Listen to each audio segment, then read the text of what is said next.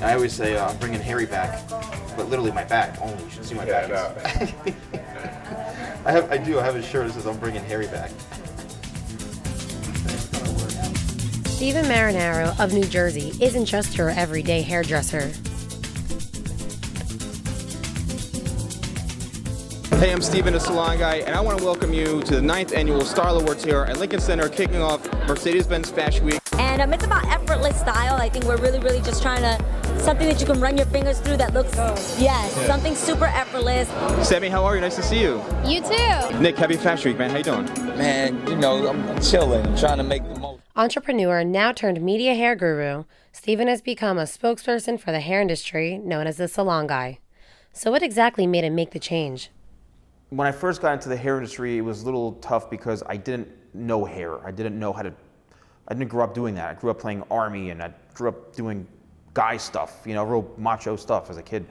And so when I got into the hair industry, it was really honestly because I wanted to be around beautiful women. That's why I got into the industry. It's been a very interesting journey for me because being a hairstylist for so many years and doing the same thing over and over again, it kind of gets boring, becomes a little redundant. And I'm the type of individual, being an entrepreneur, is I'm always trying to reinvent myself and to keep bettering myself. I want to be my biggest competition. I've lived here for about 6 years. I've been coming to Steven ever since. My sister-in-law introduced me, and it's been a love relationship since then. After 6 years of serving as a police officer, Steven decided to change his career after the tragic events of September 11th, 2001. He later lost his mother, which inspired him to do more than just being a hairdresser. I went through a major tragedy. My mother had passed away. This is a woman who adopted me at a very young age. And when she passed away, I was like, I gotta do something kind of in her memory, with her spirit. That gave me the courage, the strength to say, you know what, I'm pushing forward, but what do I do, So I went on YouTube, I started looking up videos. I found somebody who was kind of a role model for me, learned that he had a book, and the book was called Crush It. It's how to turn your passion into a business. And I go, this is really cool. I want to do this with hair. But it was that connection with my mother passing, reading this book, put down a video camera in front of you, create a YouTube channel, create content, and then before you know it, I'm like, this is amazing. It's like all coming together now. Steven Marinaro, I met 4 years ago, and it's like a brother-sister relationship, and he's done some exceptional things like Good Morning America. He's done a couple of segments there.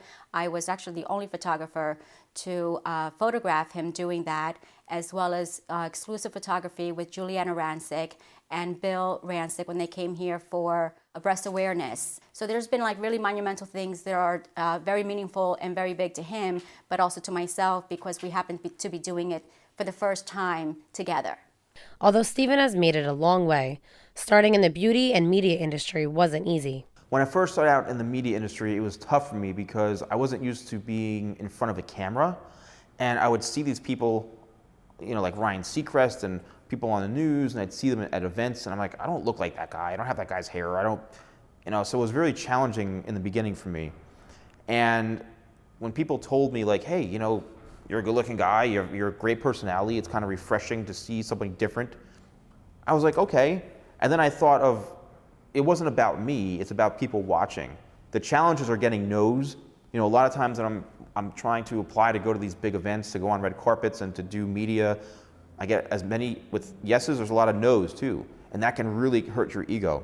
And I've outshined all of those insecurities now. I've done all these shows, tons of red carpet events, interviewing celebrities in front of camera. I make them laugh.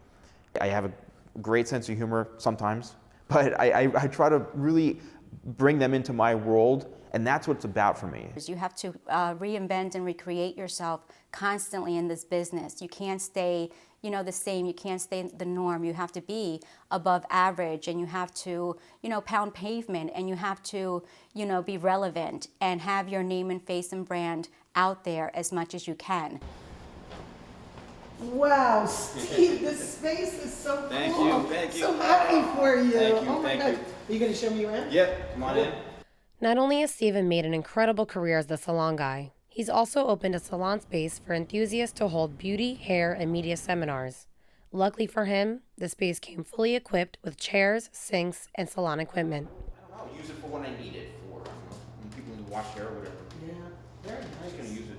I might turn this into a shampoo spa. He's refurnished the salon to resemble his red and white salon guy theme since finding the space. As a hardworking entrepreneur, Steven has some encouraging advice.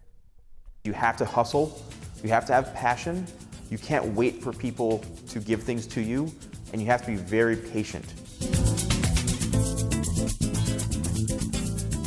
A lot of people want to become successful overnight, and they think it's going to be handed to them. There's a lot of blood, sweat, and tears. I'm telling you right now, there's a lot of pain you have to go through, a lot of rejection, a lot of doubt. A lot of people have fears, but you have to erase all that stuff and just believe in yourself. And that's really what I believe in, and that's how I feel right now and with my brand.